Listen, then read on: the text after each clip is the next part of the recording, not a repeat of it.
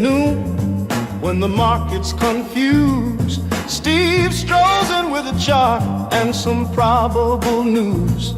Troy fires up Omega like, let's model this mess, while traders at home whisper, please help me stress test. It's the show where the candles dance, volatility takes its chance. Steve says rules, Troy says math, together they chart a hilarious path. Grab your lunch, don't be late, they'll tell you why the market's weird again. Oh, great.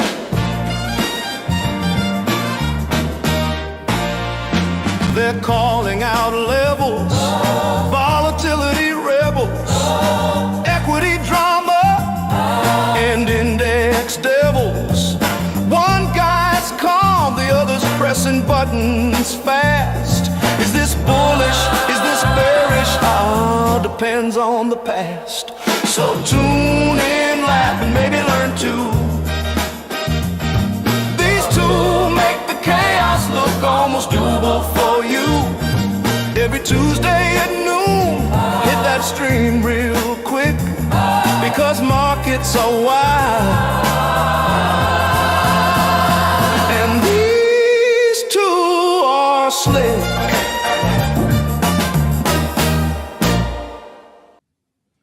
These two are slick indeed. Absolutely. Steve, how the heck are you?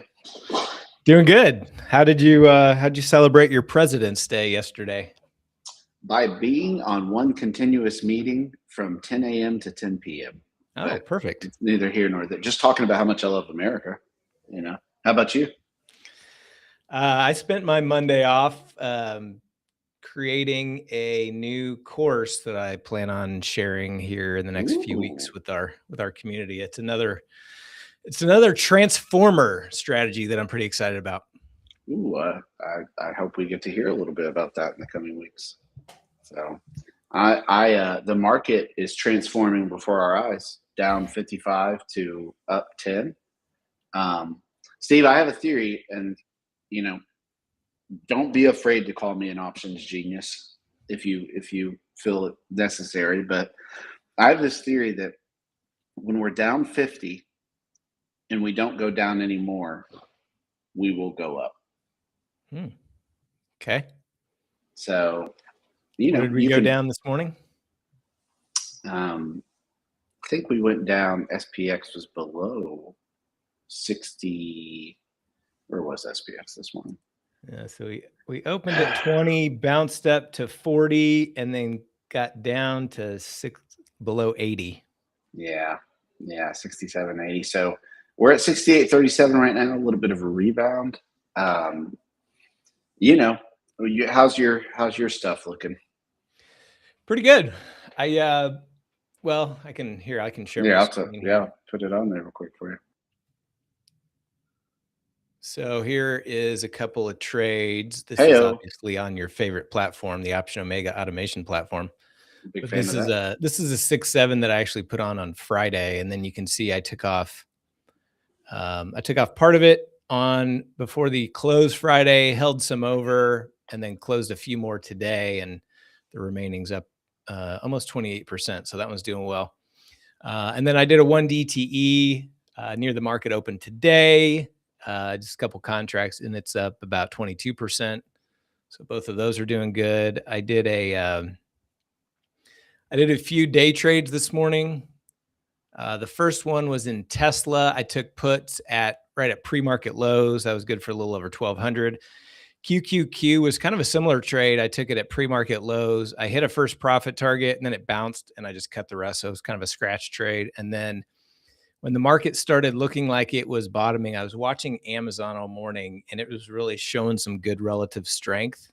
In other words, it kind of started bouncing before everything else. So I took calls on Amazon once it kind of started chopping around and then showing a little strength near the previous day close, and that was good for about 1,100. So 3 for 3 on day trades, and so far 2 for 2 on the other. So it's a good start to the week. That 6-7, I took that off Friday for a lot less money. So great job holding that over the weekend.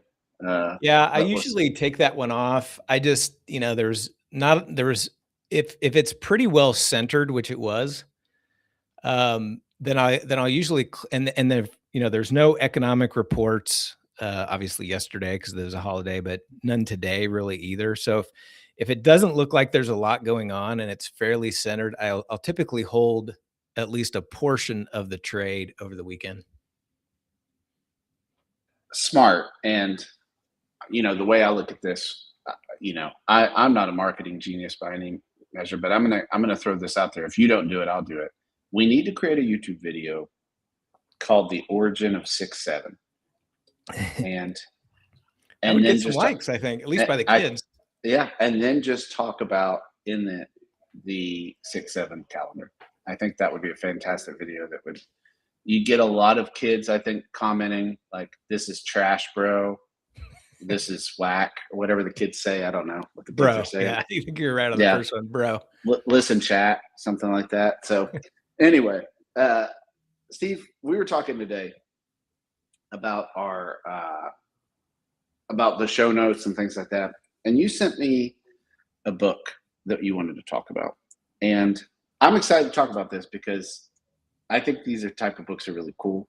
And do you want to? You still have your screen up. Do you want to share that book or put it on Amazon or show people what we're talking about? Yeah, let me grab a screenshot here right quick.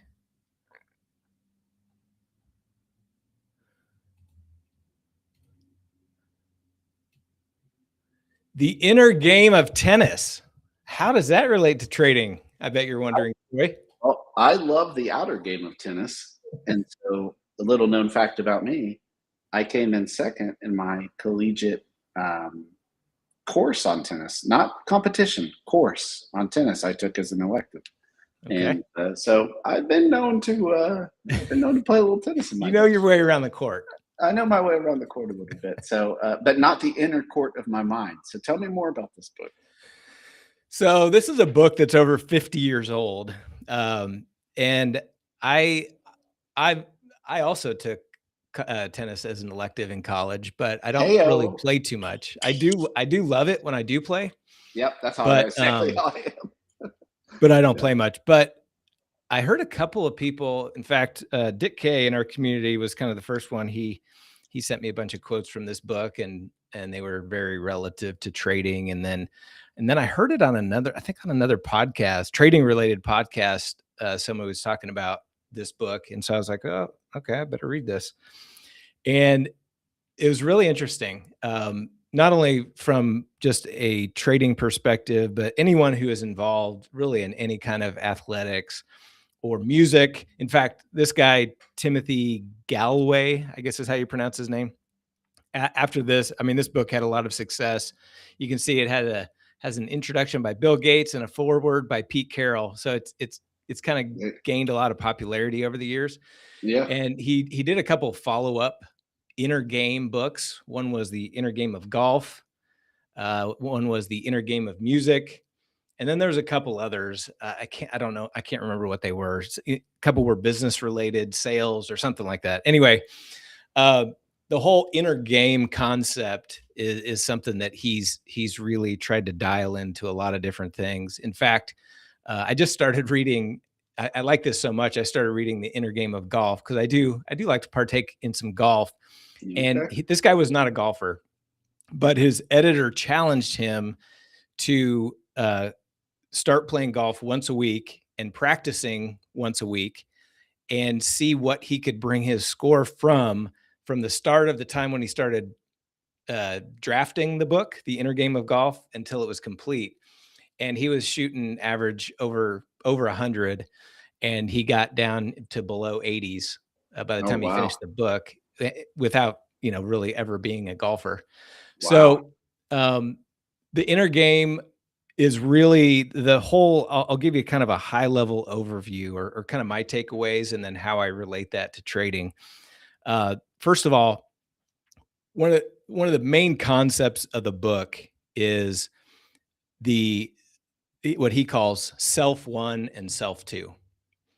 So self one is the kind of the devil on your shoulder. If you picture him like a devil and an angel, self one is kind of the devil on your shoulder. And he's the one who is always looking for formulas, always looking for hard work. He's the one, like if you're, let's talk about tennis first. If you're playing tennis, he's the one saying, get your feet in the right spot when you hit. Bring your racket back sooner. All the different things that your mind is telling you to kind of on a repetitive basis, like, why aren't you doing this right? Do this right, do this, do that. And so that's kind of the whole self one. And then self two is the just the natural ability that you have, right? If you've, in playing tennis, Troy, think about the times where you've like tried really hard to hit the ball exactly where you wanted. And you're trying and it doesn't necessarily work so well. But then there's those other times where you're just free thinking, not even thinking about it, and you hit the best shot of your life. Right. Been there. So, yep.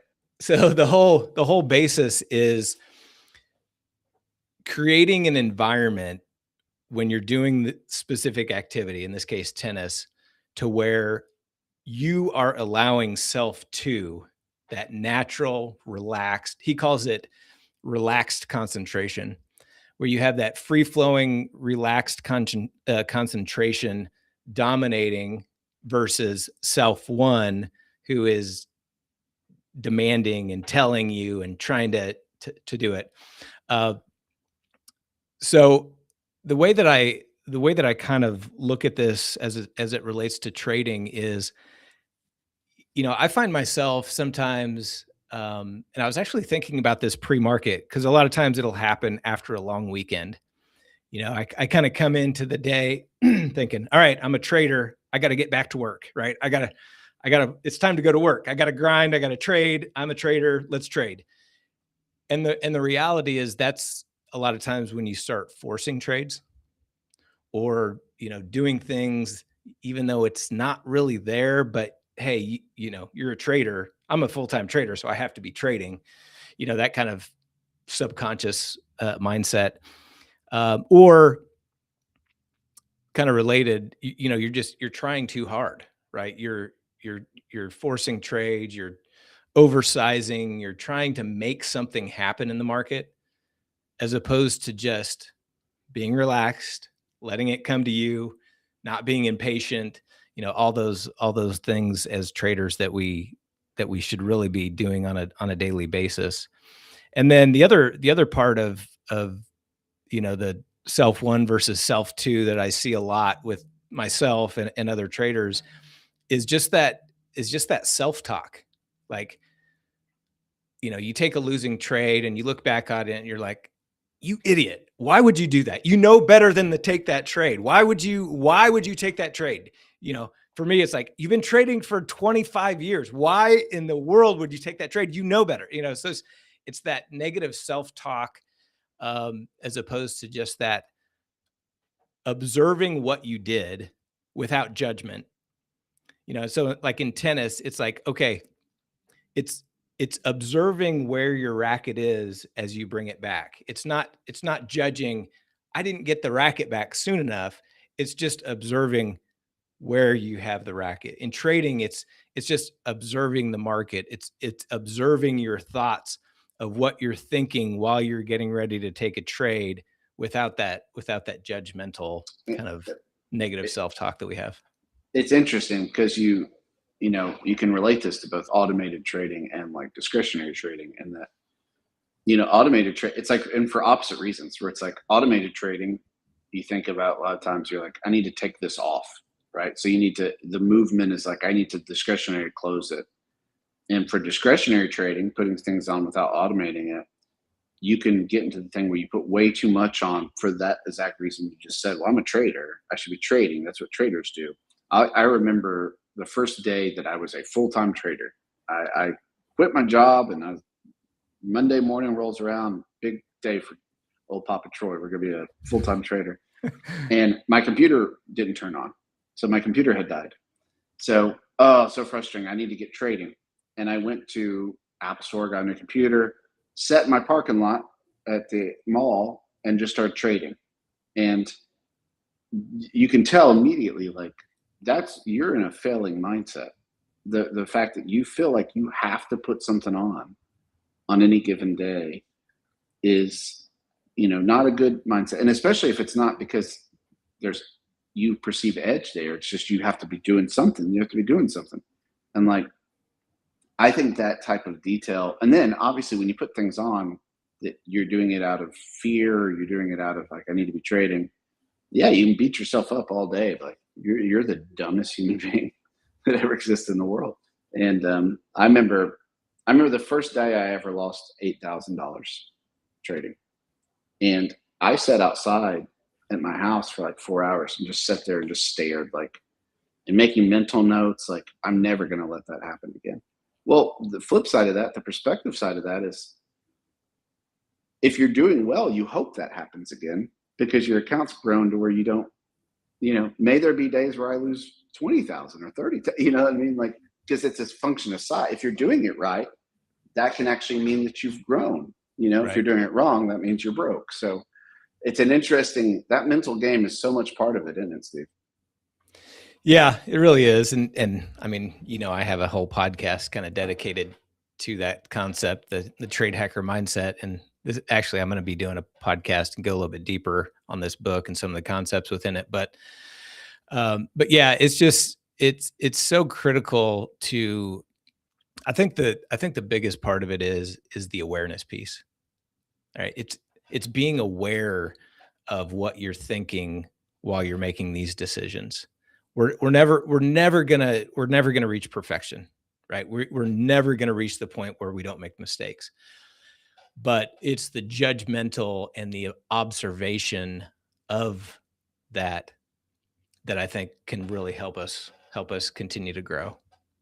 Absolutely. And I think that thing never goes away.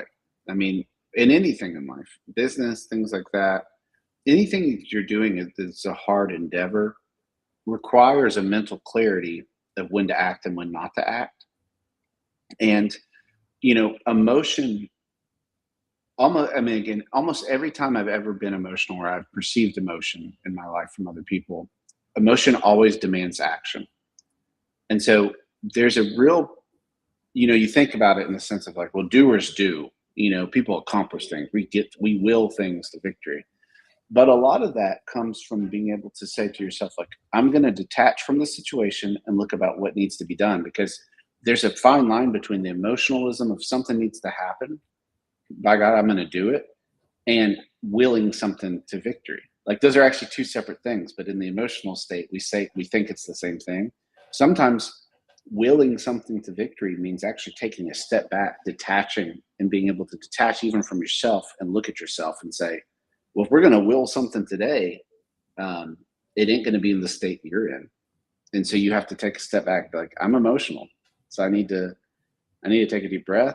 If I'm going to do something, I need to be in a good mental space to do it. So let's just take a minute and reset, and don't want to talk about how many times I've had to do that during a trading day in my life, but a lot.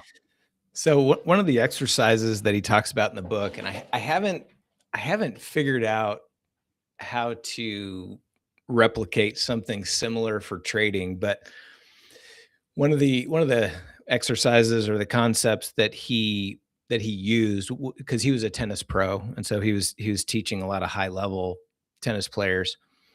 And one of the things that he would do is he called it the bounce hit drill. And basically what he would do was, first of all, he would give somebody instructions to do such and such, like serve 10 times, and he'd put like a tennis ball can on the other side, aim for that and hit that tennis ball can. And so he'd watch them, hit 10, let's say 10 or 20 serves. And then, and actually that's not a good example. Let's say he would hit a ball over, and he would tell them to hit the ball back and try to hit a certain spot. So not serving the other, just returning a ball. And so the exercise was called bounce hit. He would have them do that, And then he would have them do another 20 balls, 20 returns. But he would say, whenever the ball bounces on your side of the court, say out loud, bounce, right when it hits. You say bounce. And then as soon as the ball hits your racket, say hit. So every time it was bounce, hit, bounce, hit. And what he noticed over and over and over and over again with tons of people and tons of lessons is that when he had them doing that bounce hit drill and actually saying it out loud, the ball actually went where they wanted it to so many more times. You know, he would say, like, if you just gave them instructions and they were trying to do it, you know, let's say they may hit, 6 out of 20 to where they were trying to, but when they were doing the bounce hit drill and just saying bounce, hit, they would, like 18 out of 20, they would hit it correctly. And the whole concept was going back to that self one, self two. He essentially boiled it down to is you have self one preoccupied in saying bounce and hit and bounce and hit. So it's taking away from self one, kind of directing self two. You got to do this, you got to do that. And it allowed self two to just freely hit the ball. I haven't, like I said, I haven't come up with how to replicate that in trading. I mean, click and clicks. I don't know. There's got to be some kind of translation to trading that would kind of keep self one out of the way of doing things he's not supposed to and let self two freely trade, but haven't figured that out yet. I'll tell you what I'm going to do. I'm going to read that book in the next week. And then maybe me and you this week could talk about some exercise. It'd be a fun thing let's think about some trader exercises that might fit for this, if that works. So I'm good. How's that sound for you? Sounds perfect. Okay. Well, Steve, I've got one of the things from taking what I would like to detach from is some of the meetings I'm doing today. So I've got a bunch of meetings I've got to do. I'd much rather talk about trading with you, but I've got to cut it short today. So we will talk more next week. We'll come up with some exercises. Listen, I will say this to anybody who's like, listen to this and be like, oh, they're doing light stuff. They're not doing the real strategy stuff. Look, if you've traded for any length of time, the things we're talking about are actually the harder part. Like, strategies come, strategies go. You're stuck with your brain. So working on your brain and working on training your mind to think and detach is perhaps the most important thing you can do to be a successful trader. And so we'll spend some time on it next week because I think it's a good thing to think through, especially markets down.